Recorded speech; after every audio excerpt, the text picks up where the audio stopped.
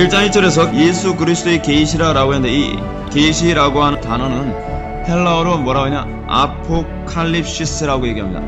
이 아포칼립시스라고 하는 것이 가지고 있는 두 가지 특징이 있어요. 하나는 뭐냐면 이 책을 읽을 때에 이해하기를 원치 않는 사람들에게는 감추어지길 원하는 거죠. 그러나 이 책을 읽었을 때 이해하기를 원하는 사람들에게는 그들이 알아들을 수 있는 언어로 기록되어져 있다는 차원에서는 아포칼립시스는 열린 책입니다. 복음에 대해서 알기를 원하고 진정으로 하나님의 구원의 은총을 경험하기 원하며 그리고 하나님을 영원하게 하기 원하는 사람들은 예수님의 그 비유를 알 수 있죠.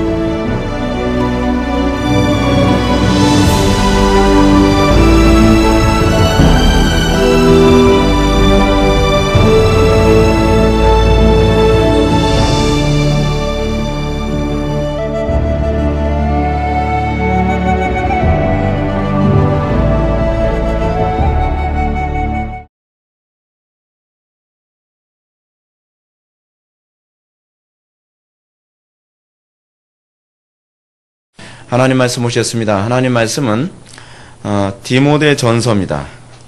하나님 말씀은 디모데 전서 6장 3절로 5절까지의 말씀 보시도록 하시겠습니다. 하나님 말씀은 디모데 전서 6장 3절로 5절까지의 말씀, 신약성경 제 성경으로는 341페이지입니다. 신약성경 341페이지 찾으셨으면 제가 봉독하겠습니다. 누구든지 다른 교훈을 하며 바른 말, 곧 우리 주 예수 그리스도의 말씀과 경건에 관한 교훈을 따르지 아니하면 그는 교만하여 아무것도 알지 못하고 변론과 언쟁을 좋아하는 자니 이로써 투기와 분쟁과 비방과 악한 생각이 나며 5절 다시 한번 읽어보실까요? 시작. 마음이 부패하여지고 진리를 잃어버려 경건을 이익의 방도로 생각하는 자들의 다툼이 일어나느니라. 아멘.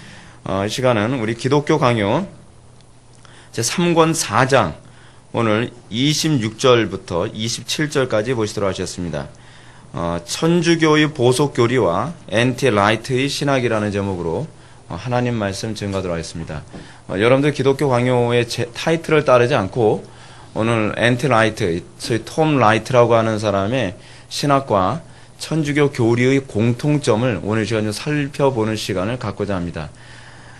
엔티라이트라고 했을 때 엔티라이트가 이게 뭐의 약자냐면 니콜라스 토마스 라이트의 약자거든요. 근데 정확히 하면 라이트예요. 라이트. W-R-I-T-H. W-R-I-G-H-T. 라이트 있잖아요. 거기다 W 하나 붙인 겁니다.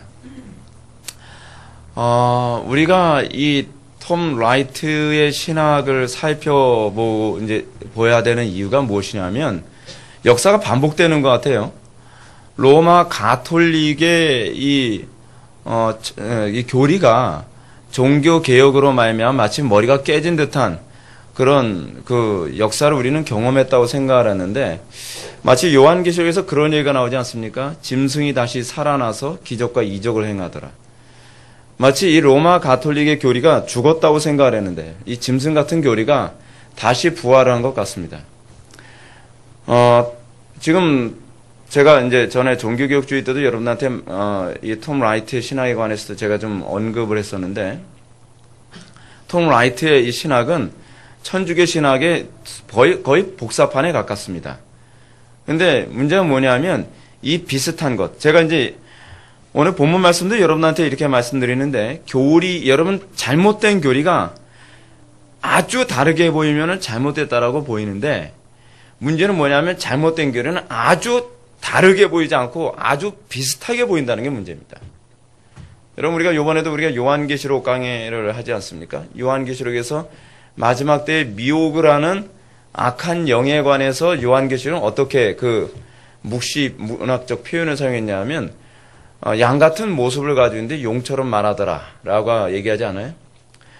아주 기독교적으로 얘기합니다. 여러분 로마 가톨릭은 아주 기독교적입니다. 겉으로 보기에는 모양새는 아주 양 같아요. 아주 기독교적이고 아주 성경적으로 보입니다. 그런데 그 내용은 완전히 이방 종교입니다. 대단하지 않습니까? 사람이 얼마나 교활한지 완전히 기독교의 겉모습을 딱 가지고서 내용은 완전히 이방 종교일 수도 있다는 걸 여러분 아셔야 돼요.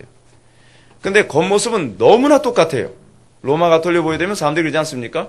천주교하고 기독교하고 차이를 잘 모르겠다. 겉모습이 너무 비슷한 거예요. 근데 뭘 들어야 되죠? 용처럼 말하는 그 목소리를 들어야죠. 자, 한번 봅시다. 3절 말씀. 누구든지 다른 교훈을 하며 바른 말, 곧 우리 주 예수 그리스도의 말씀과 경건에 관한 교훈을 따르지 아니하면. 여러분, 이 말씀 한번 잘 보시기 바랍니다. 지금 디모데전서는 목회서신이에요. 목회서신. 이 목회서신이라고 하는 얘기는 무슨 얘기냐면 사도 바울이 목회자로서 디모데에게 목회적인 통찰력을 좀 제시해주며 자기의 제자에게 이렇게 목회를 해야 된다라고 이제 그렇게 얘기하는 겁니다. 여기서 바울이 뭐라고 얘기하냐면 다른 교훈을 하며 바른 말, 곧 우리 주 예수 그리스도의 말씀과 경건에 관한 교훈을 따르지 아니하면 두 가지를 얘기하고 있죠. 잘못된 교리를 가르치는 것과 그죠? 또 하나 뭐냐면 잘못된 경건을 따르는 거예요. 여러분 신앙생활에 있어서 저는 여러분들에게 이 두 가지가 항상 같이 가야 된다고 저는 주장하고 싶습니다. 왜냐하면 여러분들 신앙이 왜 잘못된지 아십니까? 신앙이 잘못되는 아주 공통점이 있어요. 여러분 지금 한국교회 안에서도요. 한국교회뿐만이 아니라 기독교 역사 안에서 항상 교리가 변질되게 된 이 과정이 있습니다. 하루아침에 변질되는 게 아니에요. 어떻게 변질되냐 하면 정통 교리를 가지고 있는데 문제는 정통 교리로 살지 않으면 어떤 현상이 나타나냐면 자기가 교리를 바꿔버려요. 이게 신앙이 참 묘해요. 여러분 신앙은 이렇습니다. 여러분들이 말씀을 듣고 말씀대로 살든지 말씀대로 안 살면 말씀을 왜곡을 하든지 그게 인간이에요. 그게 인간. 교회에서 안에서 보게 되면 항상 이 교리가 왜곡되는 이유는 항상 그렇게 나타났습니다. 자, 그런데 흥미로운 사실은 그래요. 제가 여러분한테 그런 말씀드리지 않습니까? 제 경건이 무너지면 강단의 설교가 변질될 거라고 제가 여러분한테 말씀드렸어요. 왜냐하면 이유가 있어요.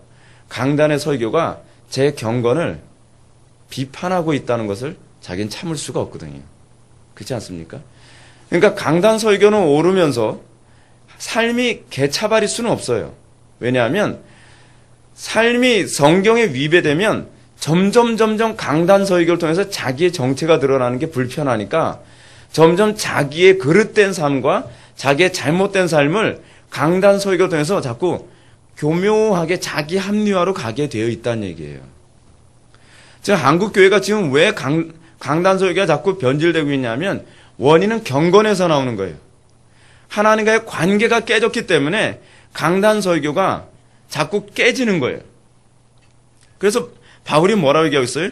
누구든지 다른 교훈을 하며 바른 말, 곧 우리 주 예수 그리스도의 말씀과 경건에 관한 교훈을 따르지 아니하면 이 얘기가 나오는 겁니다. 그래서 또 한 가지 제가 말씀드릴게요. 또 한 가지 유형이 있습니다. 뭐냐면 바른 말씀을 전하는데 하나님의 말씀대로 살지 않을 경우에는 이런 현상이 나타나요. 적용이 없어져요. 그냥 교리 내용만 드라이하게 딱딱하게 장황하게 얘기하는데 그런 교인들한테 이런 얘기가 나와요. 그래서 목사님 그 교리가 우리하고 무슨 상관인데요? 그냥 교리만 아시면 돼요. 왜 그렇게 교리만 얘기하고 적용이 정확하게 나오지 않죠? 거기에도 두 가지 이유가 있어요. 하나는 뭐냐면 어떻게 적용할지 자기가 모르는 거예요. 이 교리의 특징이 무엇이냐면 교리는요 살아보지 않으면 어떻게 적용할지 자기가 알지 못해요. 여러분 삼위일체론이 여러분들의 삶에 직접적인 영향이 있다고 여러분들 누가 생각을 합니까? 근데 삼위일체 교리를 모르면요 여러분들 경건의 모양이 안 나와요. 제가 신학교 다니면서 제일 고민했던 게 그거거든요. 학부 공부를 할 때 삼위일체 교리가 도대체 나하고 무슨 관계가 있어? 그렇지 않습니까? 삼위일체 교리가 여러분들에게 무슨 관계가 있죠? 그냥 예수님만 믿으면 되는 거 아니에요? 예수 믿고 천당만 가면 되는 거 아닙니까? 제가 최근에 어떤 지체와도 그런 얘기 했습니다. 우리 교회 목사님이 설교를 아주 보수적으로 잘 전하신다고 그래요. 그래서 제가 보수적으로 잘 전하신다라고 하는 그 개념을 과연 어떻게 잡아야 되느냐를 교인들은 사실 몰라요. 제가 이렇게 말씀드릴게요. 강단에서 보수적으로 정확하게 잘 전한다고 하게 되면 그건 이렇게 표현해야 돼요. 삼위일체 하나님을 다 조명을 해야 돼요. 여러분들은 주로 어떤 설교에 익숙해져 있냐면 이게 한국교회 교인들의 특징이에요. 한국교회 교인들은 굉장히 유일신적인 설교가 아니라 단일신적인 설교를 들어요. 무슨 얘기냐면 설교를 딱 듣다 보면 그리스도에게만 초점이 맞춰진 설교에 굉장히 익숙해져 있어요. 여러분들은요. 또는 여러분들은 성령론에만 익숙해진 설교에 굉장히 익숙해져 있어요. 근데 그 설교가 옳지가 않아요. 아시겠습니까? 강단 설교의 궁극적 목적은 삼위일체 하나님을 보게 만드는 데 있어요. 그래서 여러분들은 한 편의 설교를 들으면 삼위일체 하나님을 느껴야 돼요. 아, 하나님은 이런 분이시구나. 마치 이게 이런 식의 표현이 적절한 표현인지 모르겠습니다. 여러분들은 저를 만났을 때 저의 외모만을 접해야 됩니까? 아니면 제 사고를 같이 접합니까? 저의 사고와 저의 성격과 저의 외모를 동시에 접하죠. 저 외모만이 김 목사를 의미하지 않거든요. 여러분들이 저를 떠올릴 때는 종합적으로 떠올려요. 저 사람의 외모와 저 사람의 성격과 저 사람의 사고, 세계관. 그렇죠? 이게 인간의 특징이에요. 여러분들은 하나님을 떠올리는데 하나님의 어떤 면모만 떠올릴 수 있을 거라고 생각하십니까? 마치 여러분들이 저를 김 목사라고 하는 사람을 머릿속에 딱 떠올리는데 저의 사상만 머리에 떠오르지 제 얼굴이라든지 제 외모라든지 저의 성격은 전혀 머릿속에 떠오르지 않을 수 있어요? 그건 불가능해요. 강단 설교에서 궁극적으로 항상 하나님을 계시해야 되는 이 자리는 삼위일체 하나님을 성부와 성자와 성령 하나님을 한편의 설교에서 동일하게 다 접해야 돼요. 그래서 여러분들은 단일신을 알게 되는 것이 아니라 유일신을 알게 되는 거예요. 오늘 굉장히 좀 어려운 얘기를 할 건데 우리 어린이들은 잘 소화를 시켰으면 좋겠습니다. 왜냐하면 앞으로 우리의 꿈나무예요. 제가 왜 이 부분을 오늘 얘기를 하냐 하면 이유가 있어요. 여러분 지금 기독교가 지금 어느 정도 지금 심각한 상태인지 여러분 아십니까? 전 세계에서 기독교가 가장 활발하게 살아있다라고 하는 나라가 지금 미국입니다. 근데 제가 최근에 뉴스를 봤는데 뉴스에 어떤 기사가 실렸냐면 이제 미국에서요 메리 크리스마스라는 말이 사라지고 있대요. 메리 크리스마스라는 말을 하는데 굉장히 눈치를 본대요. 그래서 해피 홀리데이라는 말을 사용한대요. 왜냐하면 종교적 색채 때문에 다른 종교를 가진 사람들이 싫어할까봐. 그래서 미국 안에서 보수주의자들이 들고 일어났대요. 그래서 어떤 상점에서 해피 홀리데이라고 썼다가 해피 홀리데이를 철수하고 이 보수주의자들 때문에 마지못해서 메리 크리스마스로 했다는 거예요. 근데 메리 크리스마스도 여러분 적절한 그 표현은 아닙니다. 마스가 여러분 무슨 말인지 아시죠? 미사란 얘기예요. 그리스도께 미사란 얘기란 말이에요. 그게 그 메리 크리스마스예요.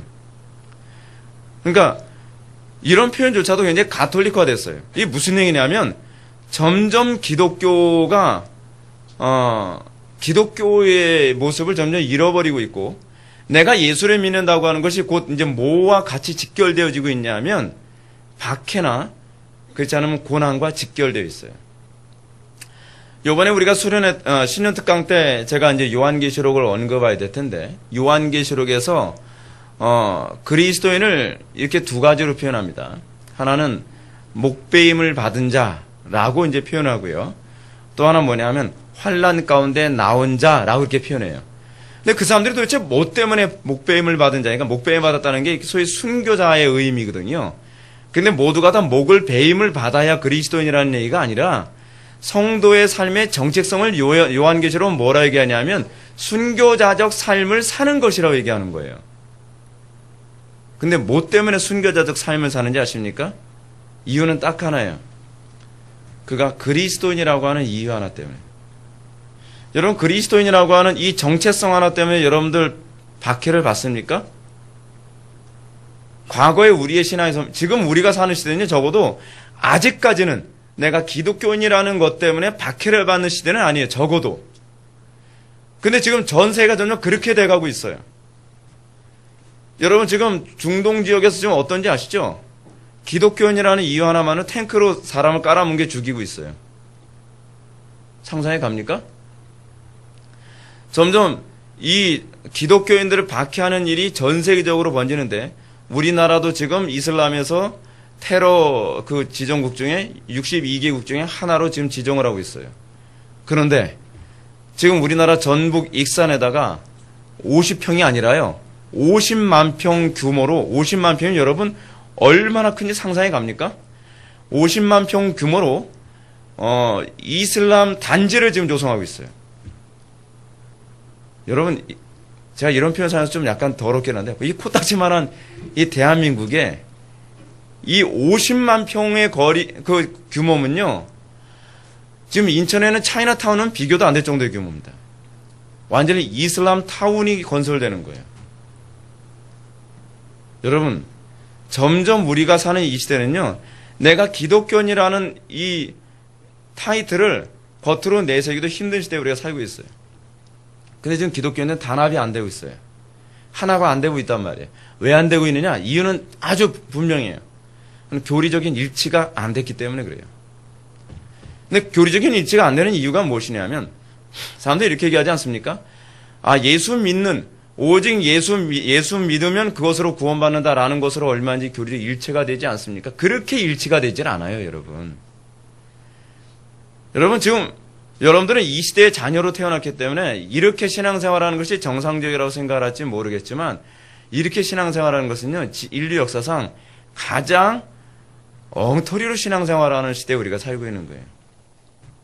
여러분들이 이 신앙의 통일성을 위해서는요 아주 디테일한 사실은 엄밀히 얘기해서는 디테일한 것도 아니에요. 여러분 우리가 지금 기독교 강요를 여러분 지금 우리가 배우고 있지만 기독교 강요는요 그렇게 디테일하게 여러분들 신앙을 딱 잡아주고 있는 게 아니에요. 실제로 칼빈은 기독교 강요를 쓰면서 우리의 신앙의 가장 기본적인 요소를 통하여서 신앙의 범주를 잡아주는 거예요. 그 기본적인 요소가 무엇이냐면 사도신경이거든요. 근데 여러분 이게 기본적입니까? 여러분들은 굉장히 디테일하다고 느끼잖아요. 굉장히 엄격한 수준이라고 생각하잖아요. 근데 그럴 수밖에 없는 게 우리가 너무나 교리적인 가르침을 안 받아서 우리가 믿는 게 도대체 뭘 믿는 건지조차도 몰라요. 여러분 뭘 믿는 겁니까 도대체? 예수 믿는데요. 자, 예수 믿는다면 좋습니다. 예수님이 어떤 분이시죠? 예수님의 어떤 부분을 믿는 것이죠? 자, 어떤 분은 이렇게 얘기합니다. 우리 교회 목사님은요, 보수적이라서 강단에서, 예수님에 대해서 아주 설교를 자주 하신대요. 근데 그 설교를 딱 들어보면, 예수님을 엉터리로 가르치고 있어요. 그리고 성경에 나오는 교훈만 얘기하고 있어요. 뭐죠? 그거는요, 예수님을 믿으라고 가르치는 것이 아니라 예수님을 통해서 인간적인 교훈을 믿으라는 거예요. 여러분, 다른 얘기예요. 다른 얘기. 어떻게 다르냐? 제가 다시 한번 말씀드릴게요. 이게 성경으로 칩시다. 성경은요, 뭘 기록한 거죠? 성경 우리가 요번에, 수련회 때 여러분한테 그 말씀 드렸지만, 성경이 계시하고 있는 것은 바로 하나님을 계시하고 있는 거예요. 하나님을 계시하는데 이게 성경이 기록된 궁극적 목적이에요. 그래서 성경을 통해서 우리는 뭘 할 수 있냐면 하나님을 아는 거예요. 여러분, 근데 강단 설교가 궁극적으로 목표라는 바가 뭐죠? 교훈입니까? 어떻게 해야지 여러분들이 복받고 사는지를 여러분 설교하는 게 강단 설교라고 생각하지 않습니까? 여러분 강단 설교가 여러분들 위로해 주는 것이 강단 설교라고 생각하지 않습니까? 여러분들은 강단 설교의 역할이 무엇인지를 전혀 모르고 있어요. 강단 설교가 궁극적으로 목표란 말은 무엇이냐면 하나님은 이런 분이셔라는 걸 설교하는 거예요. 누구를 통해서? 그리스도를 통해서. 어떻게? 성령의 조명을 통해. 그래서 삼위일체적이라는 거예요. 그래서 여러분들은 한 편의 설교를 듣고 나면 여러분들은 이런 고백을 해야 돼요. 예배 딱 끝나와서. 아, 하나님께서는 나의 삶에 이걸 원하시고 계셨거든요. 그걸 고백하는 거예요. 여러분들이 나는 하나님이 이런 분이라고 생각했어요. 하나님, 왜 하나님께서 내 인생에 고생만 주시나요? 하나님께서는 왜 이토록 내 인생을 이렇게 힘들게 만드시나요? 누구 얘기냐면 칼빈의 얘기예요. 칼빈이 얼마나 인생살이를 고달프게 살았는지 칼빈은요, 그가 태어나서 얼마 후에 어머니가 돌아가셨어요. 그리고 칼빈은 그가 17살인가? 얼마 안 돼서 아버지가 돌아가셨어요. 그래서 칼빈은 젊었을 때 나름대로 법학을 열심히 공부하고 그 사람 신학도 열심히 가톨릭 신학이죠. 그래서 이제 법학을 열심히 공부하고 나서 책을 썼는데 책을 써서 책을 냈더니 책도 안 팔려서 아주 고생을 해가지고 책 팔러 돌아다니다가 그것도 안 돼가지고 나중에 고생 좀 했어요. 그러다가 칼빈이 인생살이가 너무 힘드니까 에이 요번에 그냥 좀 유럽 구경이나 하자 해가지고서 원래 스트라스부르크로 가려고 그러다가 제네바에 잠깐 머물렀는데 아니 그때 또 전쟁이 일어나가지고 제네바에서 스트라스부르크도 가지 못해서 발이 묶였어요. 그때 파렐을 만나가지고서 파렐이 종교개혁에 가담하라고 그러는데 칼빈이 뭐라 그랬다고요?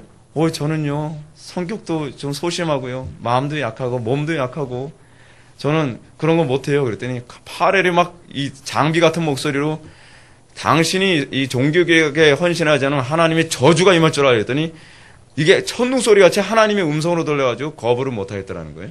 그래서 종교개혁에 가담했어요. 그의 나이 26살 때 기독교 강의 초판을 썼죠. 우리가 읽는 이 책. 근데 우리가 읽는 이 책이 이제 사실은 이게 최종판이거든요. 1559년에 써야된 최종판인데 칼빈이 이제 거의 죽을 때 가까이 돼서 계속 업그레이드해서 나온 게 1559년 판이 우리가 보고 있는 거예요.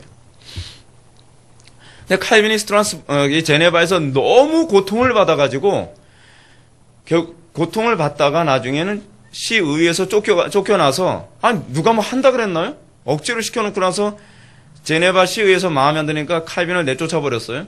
그래서 스트라스부르크 가가지고서 이제 그래 드디어 자유다 해가지고 마틴 부처를 만나서 거기서 이제 종교개혁에 좀 도움을 주다가 한 여자를 만났는데 그 여자가 과부였어요. 근데 그 과부를 만나서 나름대로 좀 행복하게 사는 듯 했는데 애를 낳고 임신해서 낳으면 유산, 임신해서 낳으면 또 애가 또 죽고. 그래서 애 키우는 즐거움도 몰랐어요. 칼빈은요. 그래서 그 와이프도 4년 만에 세상을 떠났어요. 칼빈이 뭐라는지 아십니까? 칼빈이 너무 괴로우니까, 너무 괴롭고 너무 슬픔이 심하니까 나는 다른 사람보다 인생의 반밖에 못 사는 것 같다. 그렇게까지 칼빈이 얘기했어요. 칼빈이 그래서 이 아슬아슬할 때마다 꼭 나타나는 사람 있잖아요. 또 파렐이 또 나타나서 다시 제네바로 오라는데 나 못 간다 그랬더니 또 저주 얘기하니까 네, 그래서 다시 또 돌아왔는데 문제는 거기서 종교개혁이 너무 힘들어서 칼빈이 이런 얘기를 한 거예요. 나는 하루에도 300번 이상은 순교당하는 것 같다. 칼빈은요, 빨리 죽고 싶었던 사람이었어요. 칼빈은 항상 모함에 시달렸고, 항상 살해에 시달려야만 했고, 그런 많은 저항가들에 의해서 어려움을 당했고, 그리고 항상 걸어다니는 종합병원이라고 하지 않았습니까? 워킹 하스피털. 항상 온몸에 병이란 병은 다 달고 살고, 근데 칼빈이 그 가운데에서 깨닫게 된 게 이거예요. 하나님께서 왜 사랑하는 성도들에게 고난을 주시는가? 그것은 하나님의 어떠함을 알아가기 위한 하나님의 은총이라는 걸 알게 된 거예요. 강단 설교, 그래서 칼빈의 설교에 중요한 것이 뭐냐면 항상 하나님은 이런 분야에 주로 초점이 맞춰져 있어요. 괜히 코미디 하질 않아요. 강단 설교 가지고. 강단 설교 가지고 괜히 회중들 기분 좋게나 만들고 그들에게 이렇게 하지 복 받습니다. 이렇게 하지 성공합니다. 이렇게 해야 자녀들이 좋은 대학 갑니다. 그런 소리로 헛되이 시간을 낭비하지 않는 거예요. 여러분들이 왜 아까운 시간 허비해가면서 예배당에 와서 설교를 듣죠? 설교에서 가장 중요한 핵심이 뭐냐면요. 하나님을 설교자가 정확하게 계시하는 거예요. 바꿔서 얘기하면 뭐가 거짓 설교라고 얘기하는 거냐면 하나님을 하나님 되게 설교하지 않고 하나님을 왜곡하는 것만큼 잘못된 설교가 없는 거예요. 여러분들 간혹가다 여러분들은 과연 좋은 설교의 기준이 무엇입니까? 여러분들 좋은 설교의 기준이 뭐죠? 오늘 설교 듣는데 기분이 좋았어요. 오늘 설교 듣는데 너무 재밌더라고요. 그건 재밌는 설교. 네, 용어를 정확하게 사용하세요. 전 그런 설교를 뭐라면 웃기는 설교라고 해요. 웃기는 설교. 장모 목사님이 괜히 웃기잖아요. 네, 그럼 웃기는 설교예요. 좋은 설교 아니에요. 좋은 설교란 하나님은 이런 분이시구나라고 하는 걸 여러분들이 매번 설교를 통해 알아가는 거예요. 그래서 여러분들이 제가 왜 이렇게 말씀드리냐면 한국교회 성도들이 어느 교회를 다니든지 그 교회 성도들과 딱 만나서 하나님은 이런 분이시더라고요 라고 얘기하면 반대쪽에서 뭐라고 반응이 나왔냐면 아멘이 나와야 돼요. 그래서 내가 믿는 하나님과 저 사람이 믿는 하나님이 일치를 해야 돼요. 근데 한국교회는 지금 어떤 문제냐면 내가 믿는 하나님과 저 사람이 믿는 하나님이 다르다는 게 문제예요. 그럼 어떤 하나님을 믿어야 되는 것이죠? 강단 설교를 통해서 여러분들은 하나님이 어떤 분인지를 잘못 알고 있는 경우가 너무 많아요. 자, 여러분들 중에서 다른 교회에서 신앙생활하다 우리 교회 오신 분들이 꽤 많습니다. 근데 여러분들이 우리 교회 오게 되면 가장 뭐부터 시작을 해야 되는지 아세요? 여러분들이 잘못 알고 있는 하나님관. 그게 제1계명이잖아요. 여러분 10계명에서 제1계명이 뭔지 아십니까? 하나님만 숭배하라요. 그게 제1계명이에요. 그 제2계명이 뭐죠? 신관을 얘기하는 거거든요. 신관이 왜곡되어지면 그것은요 예수를 잘못 믿는 것이 아니라 성경 뭐라고 얘기하냐면 우상 숭배라고 얘기하는 거예요. 근데 지금 보십시오. 다시 한번 우리 디모데전서로 넘어가 볼까요? 누구든지 다른 교훈을 하며 다른 교훈 뭐죠? 다른 예수, 다른 복음, 다른 영 떠오르지 않습니까? 근데 4절로 이제 4절로 넘어가 볼까요? 다른 교훈을 말하거나 또는 다른 교훈을 따르는 사람은 어떤 사람이냐? 그는 교만하여 아무것도 알지 못하고 변론과 언쟁을 좋아하는 자니 이로써 투기와 분쟁과 비방과 악한 생각이 난다. 이것이 오늘날 한국교회 안에서 나타나고 있는 모습이에요. 여러분들은 하나님에 대한 바른 계시를 좋아합니까? 하나님에 대해서 바르게 계시하면 여러분들은 어떤 현상은 찔려요. 불편해요. 그리고 하나님에 대해서 바르게 계시했을 때 나타나는 특징이 뭐냐면 내가 의롭지 않다는 것이 드러나고 하나님만 의롭다는 것이 드러나요. 내가 악하다는 것이 드러나고 내가 정말 무능하다는 것이 드러나요. 그것이 바른 교리가 나타나는 특징이에요. 그런데 문제는 뭐냐면 사람들이 그런 교리를 싫어하죠. 여러분들이 좋아하는 교리는 어떤 교리인지 아십니까? 내가 그래도 조금 의롭다라고 생각을 하게 만드는 교리예요. 그리고 내가 좀 능력이 있다라고 생각해 줄 수 있는 그런 교리예요. 여러분들이 원하는 게 그거 아닙니까? 여러분들은 이렇게 생각을 합니다. 신앙생활을 하더라도 조금 그 일말의 자존심을 좀 살려줘가면서 신앙생활을 하면 안 되나요? 여러분들 대부분 신앙생활을 하면서 이런 얘기를 간혹가다 합니다. 목사님, 그래도 조금 좀 사정을 좀 봐주셔야죠. 제가 살고 있는 현실이 얼마나 어려운데요. 이게 바로 여러분들이 가지고 있는 신관입니다. 여러분들은 우리의 창조자이시오 우리의 구원자에게 전적인 의탁이 아니라 부분적인 의탁을 하면서도 천국 가기를 원하는, 그리고 여러분들은 하나님을 부분적으로 내 마음에 드는 부분적인 영역만 믿고 그것만을 가지고서도 천국에 갈 수 있는 그런 하나님을 여러분들은 원한다는 거예요. 근데 여러분 구약과 신약 전체에서 얘기하는 것이 뭐죠? 여기서 더하거나 감하는 자에게 저주가 있을지어다. 이게 요한계시록의 결론이에요. 요한계시록의 결론이 뭔지 한번 다 같이 한번 보실까요? 요한계시록의 결론은요, 한마디로 해서 신구약 성경의 결론이기도 해요. 여러분들이 잘 아시는 성경 구절이죠? 22장 18절과 19절. 요한계시록 22장 18절과 19절. 내가 이 두루마리의 예언의 말씀을 듣는 모든 사람에게 증언하노니, 모든 사람이에요. 어떤 사람이 아니라, 만일 누구든지 이것들 외에 더하면 하나님이 이 두루마리에 기록된 재앙들을 그에게 더하실 것이요.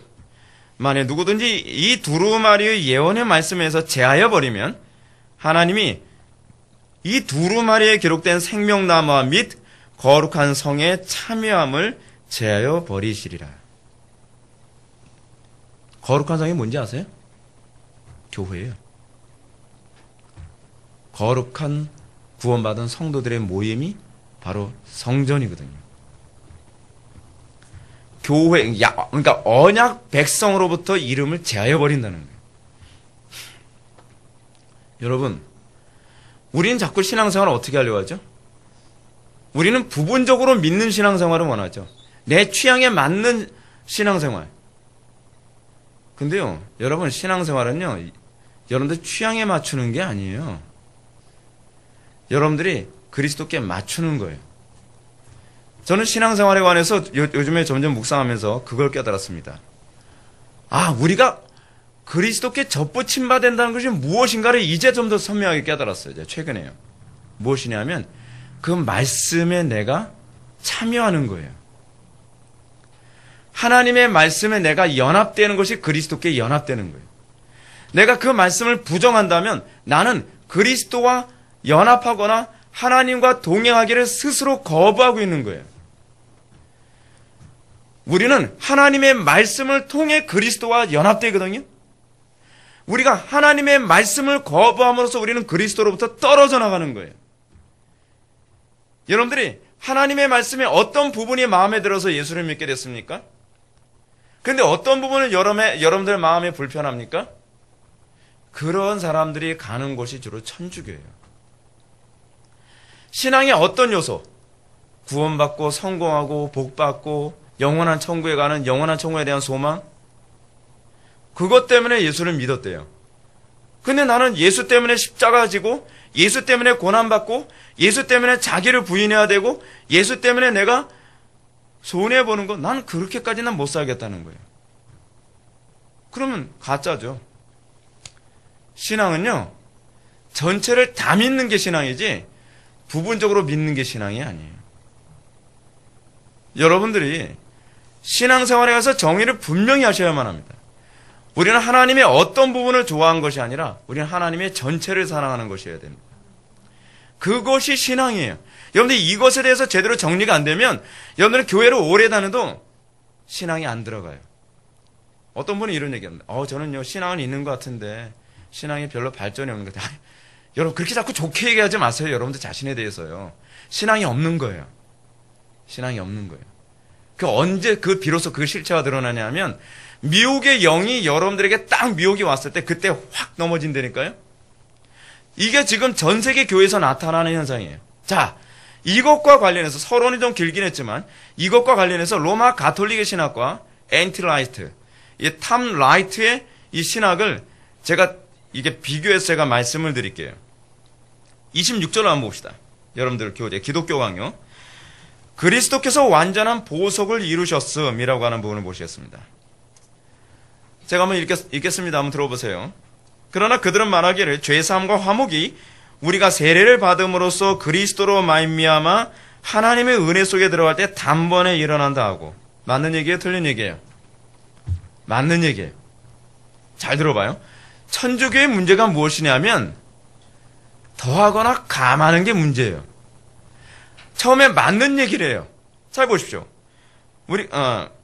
우리가 세례를 받음으로써 이 말도 사실은 어떤 면에서 굉장히 위험한 얘기예요. 왜냐하면 우리는 세례를 받음으로써 구원받는 게 아니거든요. 근데 세례를 받음으로써 구원받는다는 이 얘기를 그냥 우리가 신학적으로 예수를 믿음으로 구원을 받는다라는 식으로 해준다면 좀 봐줄 수 있어요. 그냥 이쁘게 봐줍시다. 이 정도까지만. 우리가 세례를 받음으로써 그리스도로 말미암아 하나님의 은혜 속에 들어갈 때 단번에 일어난다고 하고. 근데 그 다음에 뭐라고 했냐면 세례를 받은 후에 죄를 범하면 다시 보석을 통해서 회복되어야 한다고 하며 교회의 열쇠를 통하지 않고서는 이 부분 밑줄 치십시오. 교회의 열쇠를 통하지 않고서는 그리스도의 피가 아무런 효력을 발사하지 못한다. 로마 가톨릭의 문제는 여기에 있어요. 우리가 믿음으로 구원을 받는데 믿음으로 구원을 받는다 해서 단번에 모든 죄가 한꺼번에 싹 해결되는 것이 아니라 우리가 예수를 믿고 난 그러니까 천주교에서는 우리가 예수를 믿고 난 다음에 그 이후에 짓는 죄에 대해서는 그러니까 마치 이거하고 똑같은 거예요.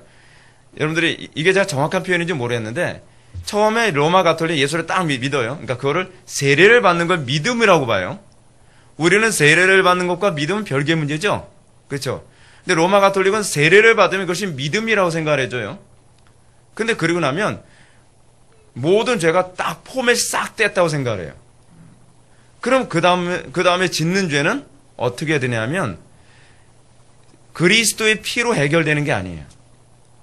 그 다음에는 보석을 통해서 자기가 그 죄에 대한 대가를 치름으로 말미암아 그 죄가 상쇄된다고 생각을 하는 거예요.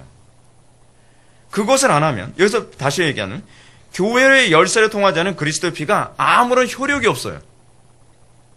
여러분, 이거 굉장히 사악한 교리 아닙니까?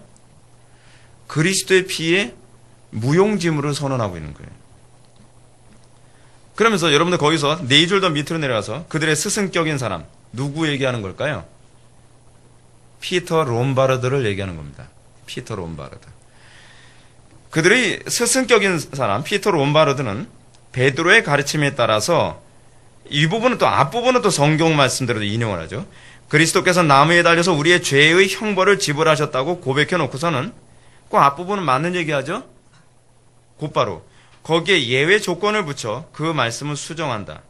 그 세례 시에는 이 땅에서 지은 모든 죄의 형벌이 제거되지만 세례를 받은 후에는 회개의 도움으로 그 형벌이 감면되어 결국 그리스도의 십자가와 우리의 회개가 함께 역사하는 것이라는 것이다.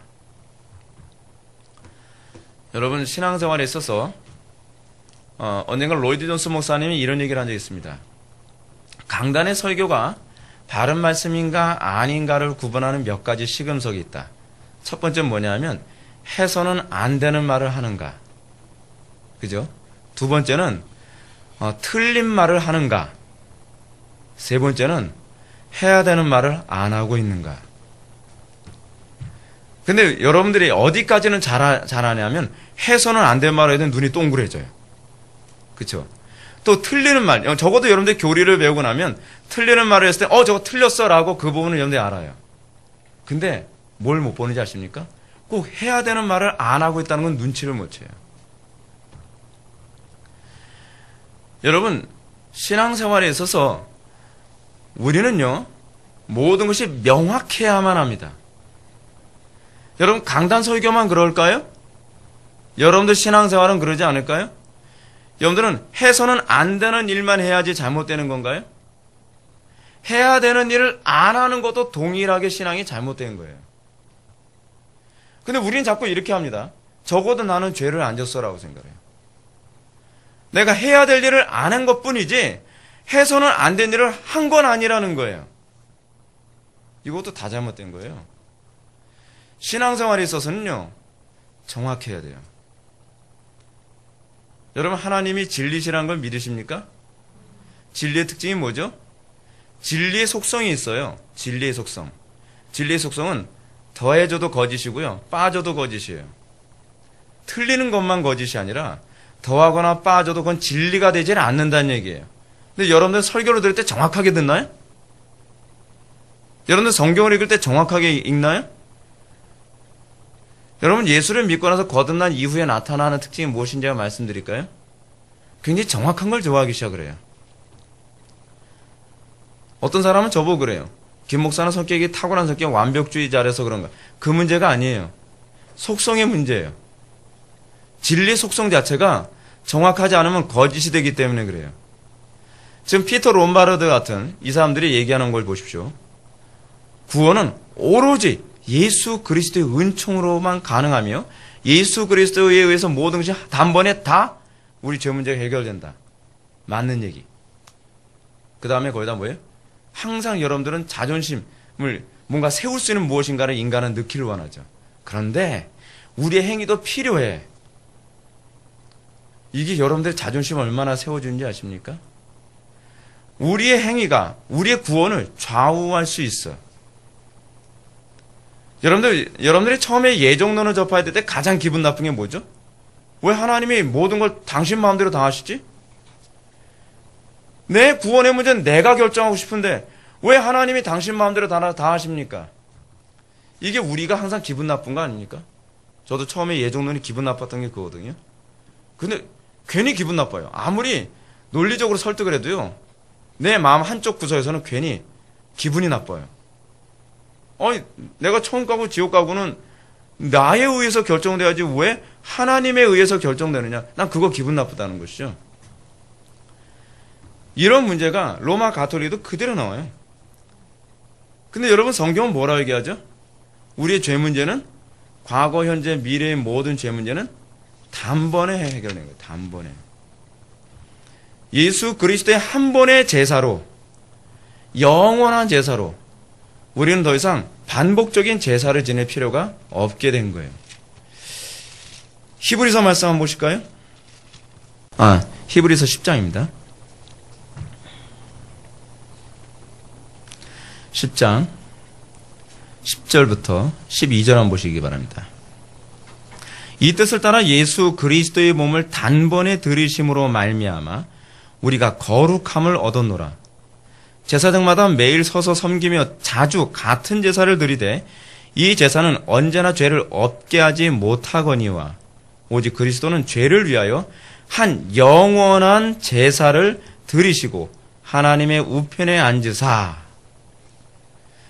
여러분, 예수 그리스도의 죄의 용서에 대한 제사는요, 단번에 다 끝난 거예요. 여러분, 로마 가톨릭의 미사를 왜 종교교육자들이 아주 혐오스럽고 아주 사악한 제사라, 미사라고 얘기하냐면, 그 사람들은요, 매번 우리는 성찬 예식을 하는 이유가 우리의 믿음을 견고케 하기 위해서 하는 거잖아요. 그리스도의 연합을 의미하는 거예요. 근데 로마 가톨릭의 화채서는 뭐냐면 매번 성찬 예식 때마다 예수님을 십자가에 또 못 박는 거예요. 그래서 사제라 그러잖아요. 사제. 신부를 사제라 그래요. 프리스트, 제사장이란 말이에요. 그 사람들은 제사를 드리는 거예요. 그래서 종교교육자들이 이 로마 가톨릭의 이 미사를 개혁을 해서 예배라는 개념으로 개혁을 한 거예요. 신약의 교회는 제사가 아니에요. 예배예요. 그래서 이걸 제단이라고 부르질 않아요. 강대상이라고 그래요. 강대상. 어떤 사람이 이걸 제단이라고 하는데 이걸 제단이라고 부르면 안 됩니다, 여러분. 성찬상이에요. 성찬상. 로마 가톨릭의 잔재가 교회 안에 들어와서 자꾸 제단이라는 얘기를 하는데 그럴 수밖에 없는 게 뭐냐면 그 사람들은요. 처음에 예수 믿음으로 모든 죄가 다 끝났다고 보질 않아요. 날마다 예수 믿고 난 이후에 범하는 죄는 성찬 예식을 통해서 그 죄가 또 속죄함 받고 또 속죄함 받는 거예요. 예수님을 날마다 죽이는 거예요. 매번 죽이는 거예요. 얼마나 사악합니까? 그래서 로마 가톨릭의 이 미사는 아주 극악무도한 이 행위다라고 종교개혁자들이 굉장히 신랄하게 비난을 했어요. 그래서 이걸 함부로 제단이라는 말을 하지 말라고 많이 얘기하는 거예요. 우리는 이런 개념이 너무 팽배해져 있어서 우리는 가정예배를 뭐라고 얘기하죠? 가정재단. 또 새벽예배를 또 뭐라고 하죠? 새벽재단. 그거요. 굉장히 잘못된 용어예요. 보통 잘못된 용어가 아니라 아주 잘못된 용어예요. 그렇게 해서 용어 사용하면 안 돼요. 근데 문제가 무엇이냐면 우리는 대부분의 이 타락한 교리들의 특징이 무엇이냐면 우리에게 있어서의 어떤 구원의 가능성을 자꾸 찾는 거예요. 여러분 생각해 보시죠. 감리교하고 논쟁을 할 때 항상 이런 얘기가 나옵니다. 구원이 하나님의 주권의 문제다라고 얘기해 되면 그럼 인간의 책임은 어디 가느냐? 마치 인간의 책임을 강조함으로써 하나님에게 뭔가 더 우리가 이 책임을 자기에게 더 전가시킨다고 생각하는데 그 문제가 아니에요. 책임을 강조하는 척하면서 한편으로는 인간이 구원을 좌우할 수 있다라고 생각하는 거예요. 여러분 알미니안주의의 심각한 문제가 무엇이냐면요. 하나님이 99.99%의 주권을 가지고 있고 인간이 하나님께서 내려준 동아줄로 딱 잡느냐 잡지 않느냐 때문에 천국과 지옥이 결정된다. 뭐 다 좋아요. 근데 표현이 그렇지 실제로는 구원받고 안 받고를 하나님이 결정하는 거예요? 아니면 사람이 결정하는 거예요? 궁극적으로요. 사람이 결정하는 거죠. 왜냐하면 사람이 안 잡으면 그만이잖아요. 하나님은 무슨 수를 써도 소용이 없어요. 그걸 자유의지라는 명목하에 그 주권을 하나님에게서 인간이 뺏어버리는 거죠. 그러면 하나님이 신이 아니라 누가 신이 되죠? 내가 신이 되는 거예요. 우리 인간은 그렇게 교활해요. 어찌하든지 하나님의 주권을 내가 강탈하고 싶어서 안달인 거예요. 그래서 구원은 하나님의 주권이라는 말을 사용하지 못하게 만든 거예요. 그게 바로 로마 가톨릭의 교리예요. 그래서 우리가 알미니안주의를 비판하는 이유가 뭐냐면 그래서 그런 거예요. 하나님의 주권과 직결된 문제이기 때문에. 표현에 여러분 속지 마십시오. 여러분 이 표현이라고 하는 것이 얼마나 웃긴지 아십니까? 옛날에 우리가 이 광우병 사태 좀 심했을 때 이런 얘기 했잖아요.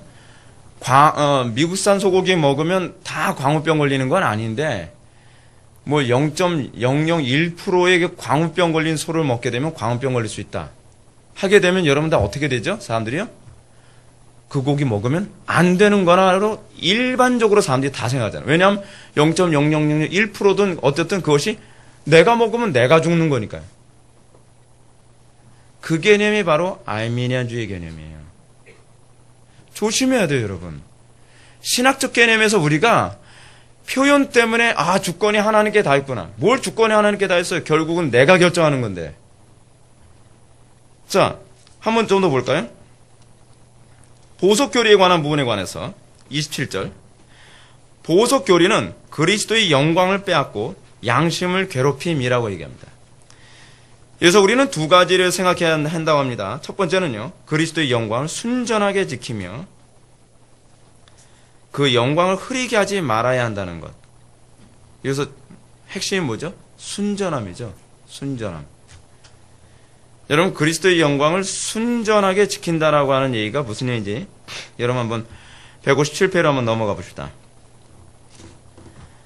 위에서 네 번째 줄 보면 이제 그들의 흉측한 거짓 주장들을 생각해 보라.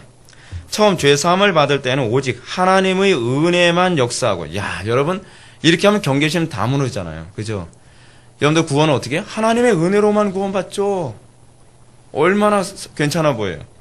그 후에 다시 잘못을 범하면 우리의 행위가 그 행위에 협력하여야만 다시 사죄를 받을 수 있다는 주장이란 말이다. 자, 그러면서 이 칼빈이 이렇게 합니다. 만일 이런 주장들이 일리가 있다면, 일리가 있다고 치자. 그런다고 한다면 과연 앞에서 그리스도께서 담당하신다고 말했던 그 역할이 전혀 손상을 받지 않고 그대로 남아 있겠는가? 그리스도의 구속의 은총이 손상을 받나요? 안 받나요? 여러분, 속지 마십시오. 속지 마십시오. 아무리 그럴듯한 교리와 그럴듯한 가르침이라 할지라도 거기에 함정이 있다는 것을 기억하십시오. 여러분, 이 미묘한 틈 사이로요, 여러분, 코끼리가 들어옵니다. 여러분, 별거 아닌 것 같죠? 우리의 이 어리석은 안목으로는 요 약간의 차이 가지고서 말싸움하는 거 아니냐? 여러분, 사단은요, 그 미묘한 틈 사이에 항상 쐐기를 박는다는 거 아십니까? 미묘한 틈 사이에 쐐기를 박으면요, 엄청나게 큰 바위돌도 쪼개져요. 옛날에 고대 에집트에서 피라미드를 쌓을 때 여러분 그 사람들이 그 돌을 네모 반듯하게 잘라가지고서 그거를 피라미드에 쌓았다 그러지 않습니까? 근데 어떻게 네모 반듯하게 잘랐는지 아세요? 그 엄청나게 큰 그 바위돌을요? 옛날에 무슨 바위돌 깎는 전기톱 같은 게 있었던 게 아니잖아요. 그죠? 쐐기를 사용했다 그래요. 쐐기를. 구멍을 뚫고서 거기다가 나무를 딱딱 박는 거예요. 그 다음에 물을 뿌리면 그 안에는 나무가 팽창하죠. 그 쐐기가요. 팽창하면서 바위돌을 쩍 쪼개는 거예요. 문제는 우리의 신앙생활에서 이 쐐기를 박을 수 있는 틈을 만들고 사단은 그 틈으로 계속 쐐기를 박아대서 기독교를 완전히 박살을 내버리는 거예요. 여러분들은 우리는 원체 타고난 본성상 아니라고 신중하지 않아서 이 미세한 틈이 뭐 심각한 문제를 야기하겠는가라고 생각할지 모르지만 실제로는 굉장히 심각합니다.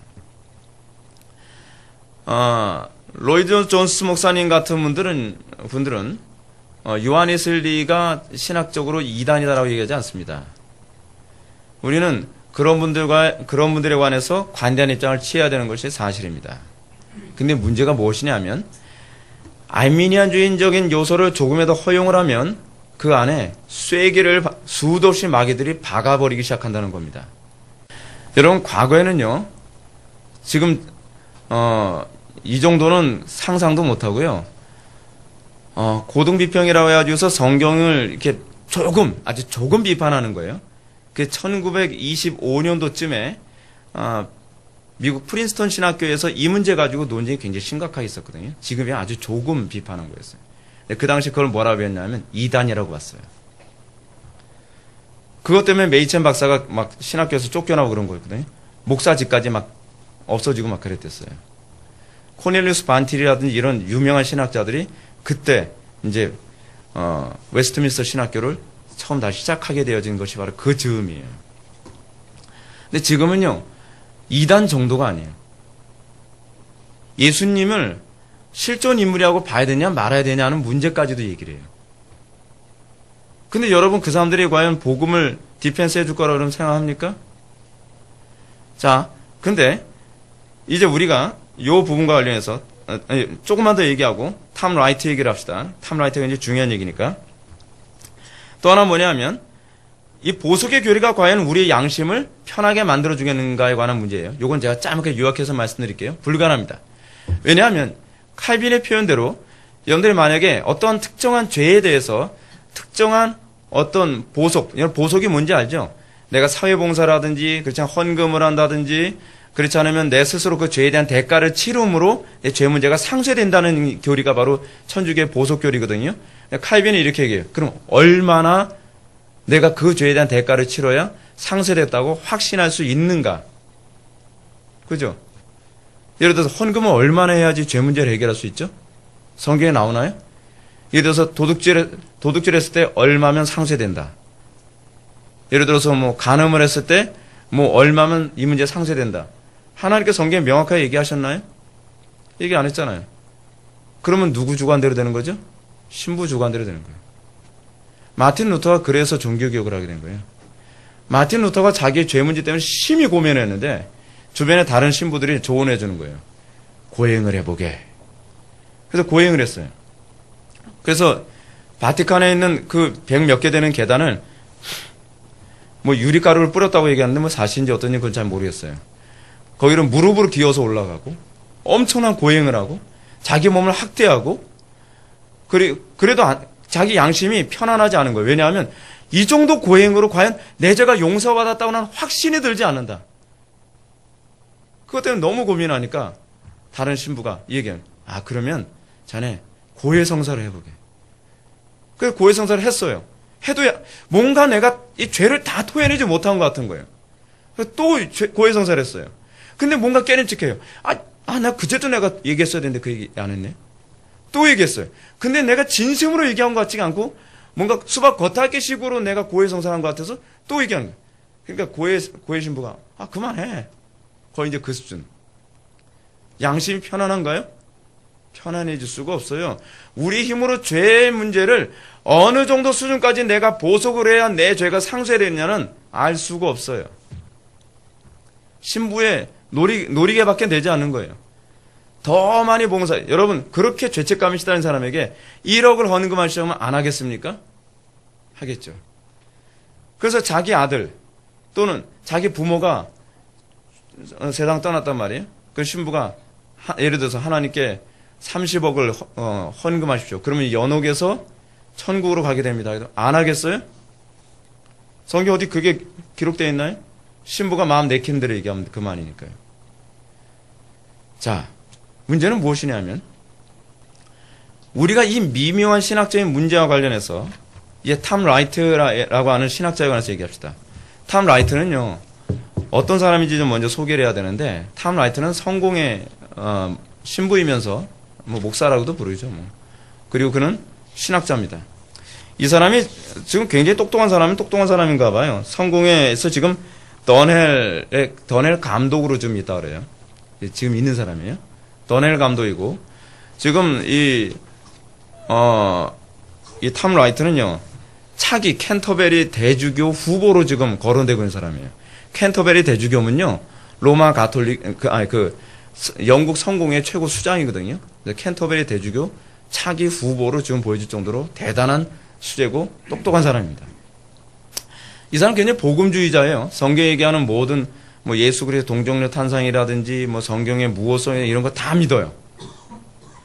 뭐 이 사람에 대해서 이 복음주의적인 입장을 보게 되면 굉장히 이 사람은 뭐라까지 얘기하냐면 성경을 이렇게 디펜스하기 위해서 이런 말도 했어요. 과학은 반복될 수 있는 것을 요구하는 것이고 역사는 반복되지 않는 것을 연구하는 것이다. 라고 해서 성경을 과학적으로 비판하는 사람들을 향해서 성경은 과학을 하는 니네들이 비판할 대사 아니다라고 하는 것을 아주 정확하게 잘 디펜스하고 그랬습니다. 그리고 라이트는 예수님께서 하늘에서도 철저히 몸을 가진 상태로 계심을 분명히 얘기했고요.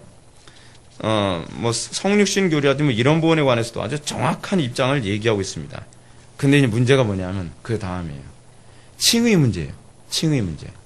칭의 문제 하게 되면 여러분 또 이제 여러분 익숙하죠. 우리 교회는 이제 칭의, 이제 칭의 이제 다 알아. 그 정도잖아요, 여러분. 근데 칭의 교리가 이렇게 만만한 교리가 아니에요. 이 탐 라이트는요, 이 칭의 교리와 관련해서 제가 이제 이 샌더스 같은 사람의 입장이 탐 라이트의 입장은 이제 비슷하니까 제가 이제 소개를 한다면 이렇게 얘기해요. 언약적 율법주의를 얘기하고 있어요. 어려워도 이거는 좀 귀담아 들으십시오. 예, 자세히 들으셔야 돼요.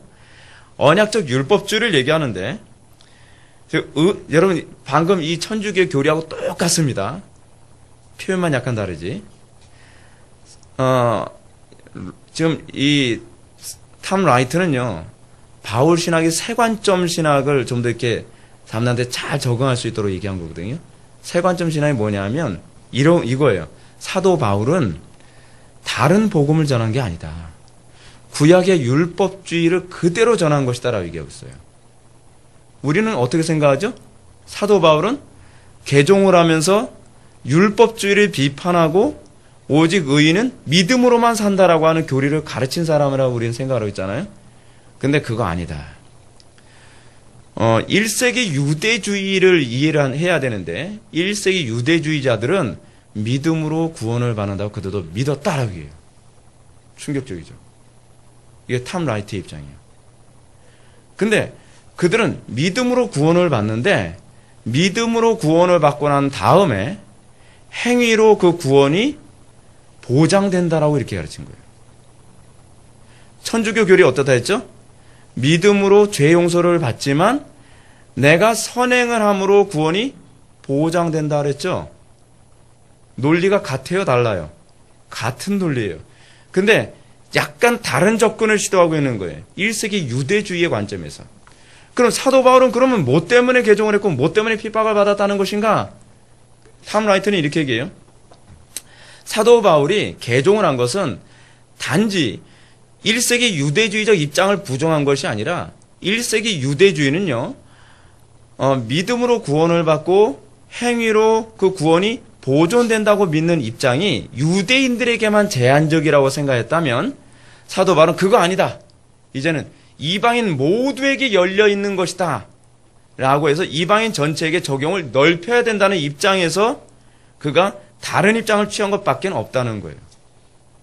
이해가 됩니까? 이거 정말 그러면 안 되는데. 제가 다시 한번 설명해 드릴게요. 제가 오늘 기도 열심히 했는데. 이거 이해하셔야 돼요. 1세기 유대주의의 신학이 어떤 신학이냐 면 1세기 유대주의는요, 믿음으로 구원을 받지만, 제가 한번 좀 읽어 드릴게요. 샌더스의 주장인데, 은혜로 하나님과의 언약 관계에 들어가서 율법에 대한 순종의 행위로 언약 안에 머문다는 것을 주장하는 입장. 더 어려워집니까? 땀 나려고 그랬는데. 식은 땀이 갑자기 등 뒤에서 쫙 나요. 여러분,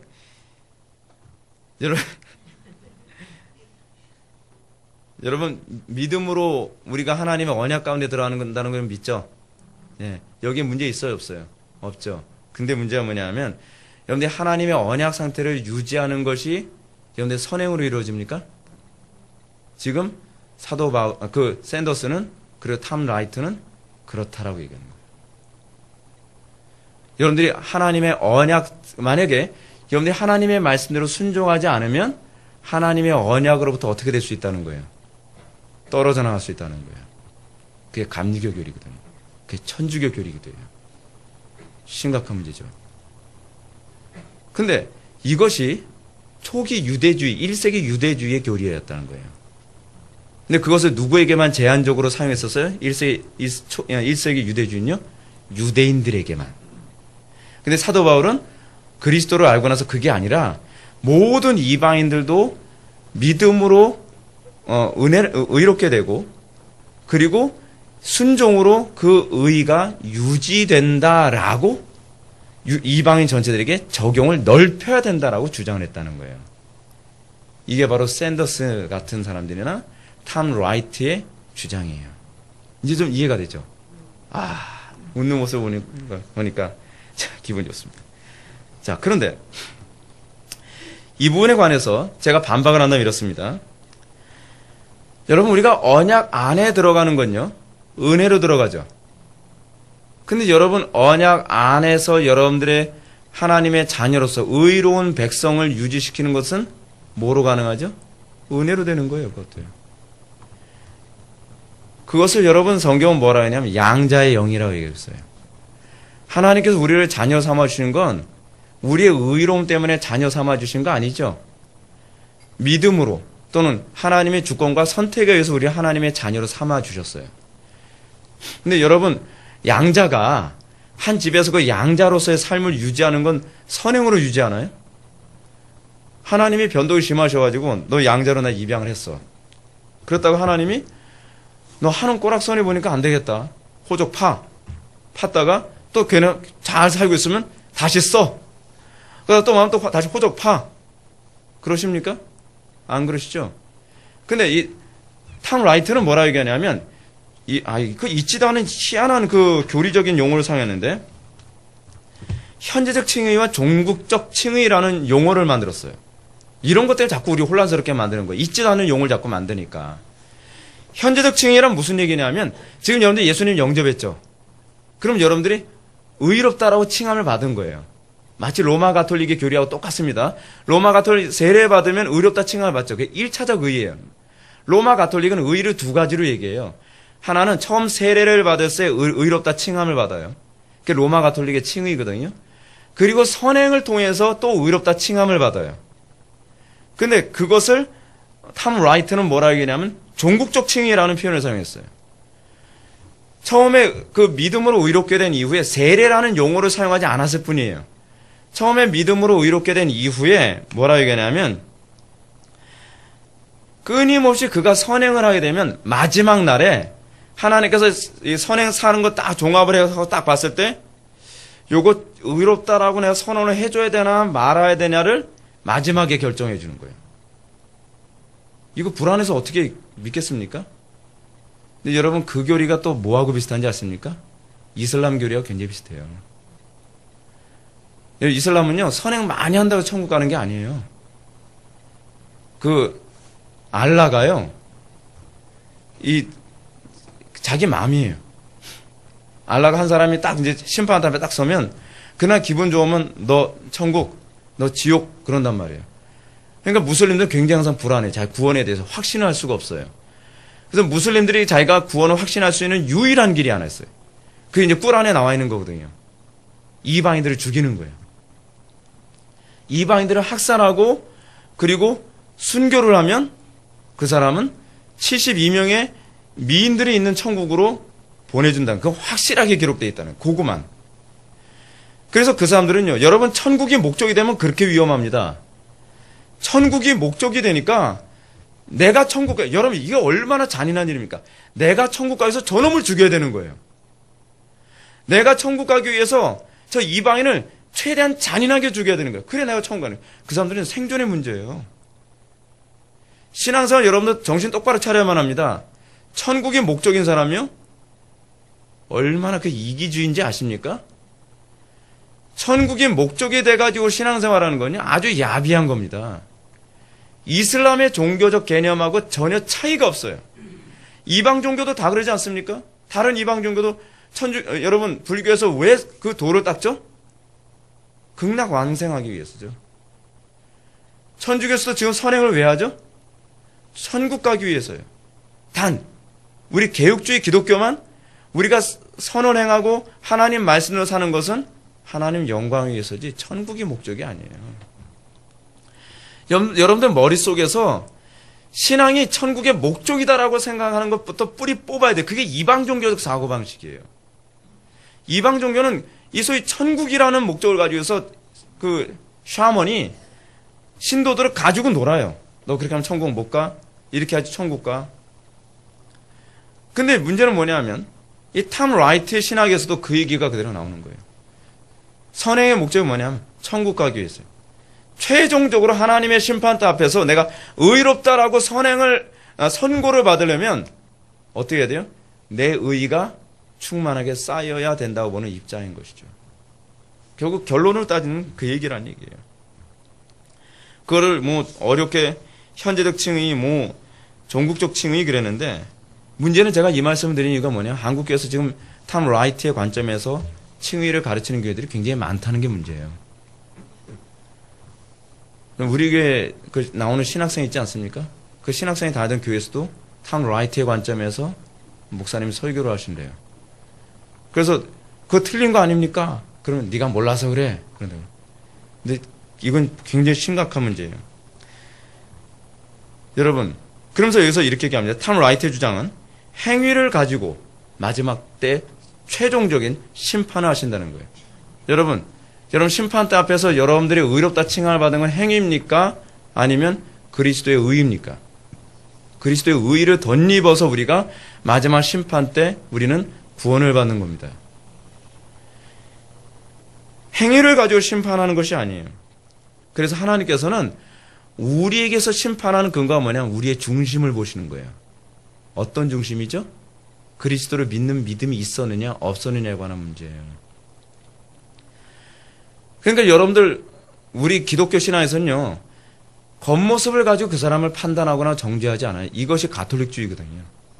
항상 어떠한 특정한 행동이 믿음에서 나왔느냐 아니면 자기 의에서 나왔느냐에 관한 문제를 항상 민감하게 관심을 갖는 것이죠. 교회가 굉장히 가톨릭화되다 보니까 우리가 자꾸 뭐에 관심을 갖냐 하면 겉으로 나오는 행위에 주로 관심을 많이 가져요. 여러분 그 별 의미 없습니다.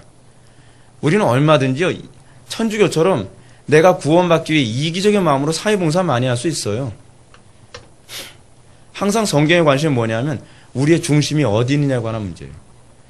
여러분들이 헌금을 얼마나 많이 했냐 중요하지 않아요. 우리 교회에서 왜 헌금 봉투에 이름 안 쓰게 하는지 아십니까? 여러분들의 마음 중심을 드리라는 것이지 누구에게 보이기 위해서 헌금하지 말란 얘기예요. 주일 성수 여러분 누구에게 보이기 위해서 하는 겁니까? 봉사 누구에게 보이기 위해서 하는 겁니까? 아니에요. 우리는 하나님을 사랑하고 이웃을 사랑한 자발적인 발로에서 나오는 거예요. 그게 기독교예요. 그게 기독교. 우리가 이 마지막 때를 살아가면서 신학적으로 비스무리한 이 부분을 잘 분별하셔야만 합니다. 교인들은요. 얼렁뚱땅 비슷하면 그것도 뭐 구원만 받은 왜 자꾸 구원을 가지고 자꾸 얘기합니까? 천국 못 갈까봐 환장한 사람들이 다들려. 그 문제가 아니에요. 하나님께 영광이 되느냐 안 되느냐에 관한 문제예요. 지금 제가 열을 올려가면서 이 어려운 걸 가르치는 이유가 뭐냐면 이것 때문에 지금 종교 통합이 일어나고 있어요. 지금요. 칭의론이 같아지니까 이제는 로마 가톨릭하고 멀리해야 될 이유가 없다는 거예요. 성공회는 그래서 로마 가톨릭과 하나가 됐어요. 루터교도 종교 통합에 사인했어요. 그리고 루터교도 1970년도인가 80년도에 로마 가톨릭하고 종교 통합하는데 했다고 하는 기사를 제가 봤어요. 지금 죄다 교회들이 로마 가톨릭과 하나가 돼가고 있어요. 다 뭐에 속고 있는지 아십니까? 칭의론에 속고 있어요. 칭의론이 우리 기독교 칭의론과 로마 교회의 그 칭의론이 사실은 완전히 다른 건데 표현이 너무 비슷하다 보니까 같다고 생각을 하는 거예요. 근데 문제는 이 칭의론에 관해서 이 심각한 문제를 신학교에서도 제대로 가르쳐주진 않고 있어요. 그러니 교인들한테 제대로 가르쳐줄 수가 있겠습니까? 여러분 분명한 건 이겁니다.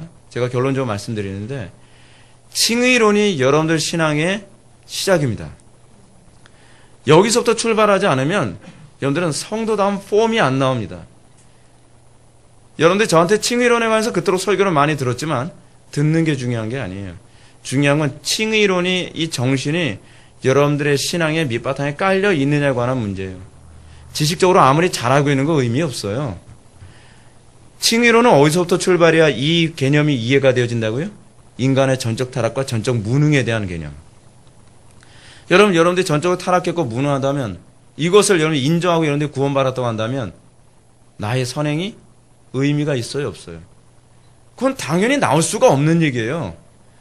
탐 라이트나 샌더슨이나 그렇지 않으면 던 같은 사람들이 왜 자꾸 이런 식의 칭의론을 얘기하느냐? 인간이 선을 행할 수 있는 어떤 능력이 있다고 생각하는 거예요.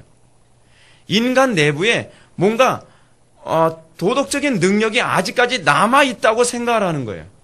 우리는 전적으로 타락한 것이 아니라 부분적으로 타락했으며 우리는 죽은 영혼이 아니라 병든 영혼일 뿐이다라고 생각하는 이 사고방식이 가톨릭의 칭의를 이런 식의 변형된 칭의로 또 받아들이게 만들고 또 이런 개념이 또 나오게 되는 거예요. 여러분 분명히 기억하십시오. 그리고 여러분들에게 그 고백이 실제로 나타나는 걸 여러분 보십시오. 여러분들 그리고 인정합니까? 내가 전적으로 타락한 존재라는 걸 인정합니까? 내가 전적으로 무능한 존재라는 걸 인정합니까? 그거 인정하게 되면 여러분들 기도 엉성하게 안 합니다. 하나님의 은혜를요 생명 걸고 구하게 되어 있습니다. 쉬지 않고 기도하게 되어 있습니다. 나는 무능한데요. 오늘 하루 어떻게 살 거예요? 무능하다고 인정하는 사람이. 말로는 난 무능해요. 나는 전적으로 어리석죠. 나는 전적으로 타락한 존재예요. 그래서 기도를 안 해요. 그러면 여러분 그건 뭘 얘기죠? 사실은 전적 무능 안 믿는다는 얘기예요. 전적 무능을 내 영혼이 인정을 하면 내가 두려워서라도 기도를 안 할 수가 없어요. 내가 몸이 아파서 기도를 안 하고 바빠서 기도 못하고 뭐 기분이 안 좋아서 기도 못하고 그게 가능한 일입니까? 내가 하나님의 은혜 없이는 그래서 솔라 그라티아 오직 은혜라는 교리가 거기서 나오거든요. 내가 은혜 없이는 내가 선을 행한 능력이 없는데 내가 은혜가 없이는 이웃을 사랑할 능력이 없는데 내가 은혜가 없이는 내가 아무것도 할 수 없는 그런 존재인데 칭의론이 그걸 얘기해 주는 거예요. 근데 문제가 뭐냐면요. 왜 던이나 그렇지 않으면 이런 샌더스나 라이트 같은 사람들이 이런 얘기를 하느냐. 인간의 전적 타락을 사실은 자기는 경험을 못한 거예요. 나는 기도 안 해도 나는 선을 행할 수 있는 것 같은 거예요. 나는 하나님께 은혜를 구하지 않아도 내 지혜로도 얼마든지 괜찮게 살 수 있을 것 같은 거예요. 그러다 보니까 그의 사고방식에서는 인간의 전적 타락과 무능으로 출발하는 전통적인 개혁주의 입장에서의 칭의론이 이해가 안 되는 거예요. 자기 의의가 남아있는 상태에서. 여러분들이 저한테 이 설교 들었다고 여러분들이 제 주장에 100% 동의할 거라 좀 믿지 않습니다. 여러분들이 인간의 전적 타락을 스스로 깨닫기 전에는 제 말을 이해 못합니다. 사실은 이해 못해요. 여러분 기도 안 하고 하루하루 생활하는 거예요? 그럴 수도 있다고 생각하지 마십시오. 제가 아까 서론에서 여러분들한테 말씀드렸죠. 신앙생활은 정확히 하는 거예요. 요거 하나 빼먹어도 되는 게 아니에요. 나이 들면서 나타난 특징이 뭔지 아십니까? 그렇게까지 할 필요 없어. 그 사고방식 때문에 회심이 안 일어나는 거예요, 여러분. 하나님이에요. 전능하신 분이에요. 완전하신 분이에요. 그분이 얘기한 말씀에 꼭 그렇게까지는 살 수 없어라는 소리가 어떻게 나올 수 있죠?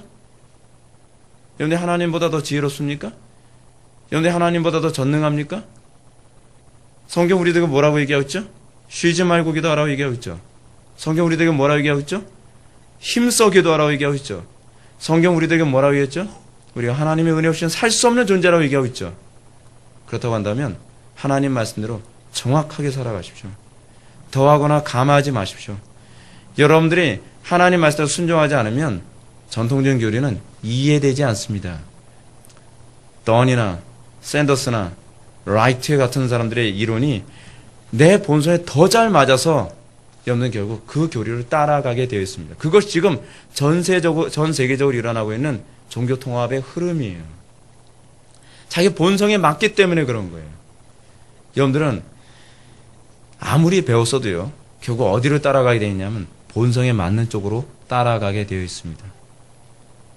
하나님 앞에 철저히 회개하시고 내가 하나님의 말씀, 그 교리가 하나님의 말씀이 내 본성에 일치하는 삶을 날마다 살아가기를 주님의 이름으로 축원합니다. 기도하시겠습니다.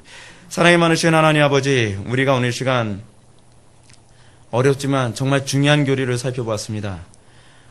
아버지 하나님, 우리가 이 교리를 정확하게 이해하려면, 그리고 우리가 이 교리의 그 위대함과 풍요성을 우리가 누리려면, 우리가 우리의 타락과 우리의 무능에 대한 분명한 깨달음이 있어야 될 줄 압니다. 성령께서 우리를 조명하여 주시고, 우리가 이 전적인 타락과 무능에 대한 깨달음 때문에 날마다 두렵고 떨림으로 우리의 구원을 이루어가며, 날마다 하나님의 은혜와 긍휼만을 바라보며 살아가는 성도들의 이런 신앙의 고백이 날마다 나타날 수 있도록 주여 은혜 베풀어 주옵소서. 예수님의 거룩하신 이름으로 기도드렸나이다. 아멘.